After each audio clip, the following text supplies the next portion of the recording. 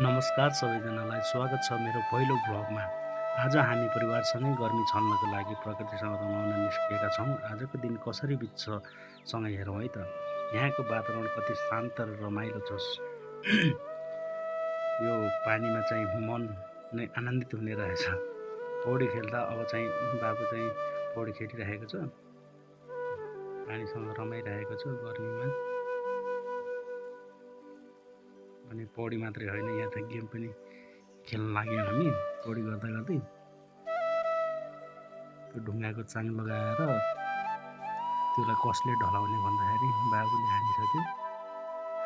अब मम्मीको पालो मम्मीले नि हानिसक्यो, लागेको छैन।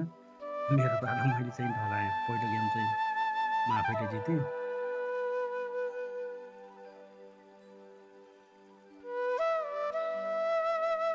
अब फेरि बाबु अर्कोचोटि पनि खेलौँ भनेर बाबुले खेलौँ भनेर फेरि खेल्यौँ। बाबुले लाग्नै लाग्यो, बाबुलाई 2 पटक चान्स दियो, धन्दै लागेको लागेन। अब चाहिँ मम्मीको पालो, मम्मीले चाहिँ ढलायो। सेकेन्ड गेम मम्मीले जित्यो। अब फेरि थर्ड चान्समा बाबुले ढलाइ छाड्यो। भावनात्मक कुराहरू खुसी हुन सधैँ महँगा ठाउँमा जानु पर्दैन रहेछ। आफ्ना मान्छेसँग केही समय बिताउन पाएँ, प्रकृतिसँग रमाउन पाएँ, त्यही नै ठुलो खुसी हुने रहेछ। यताबाट भिडियो गरेको आमा छोरा उहाँ पानी छ्यापाछ्याप गरेर खेल्दै रहेछ।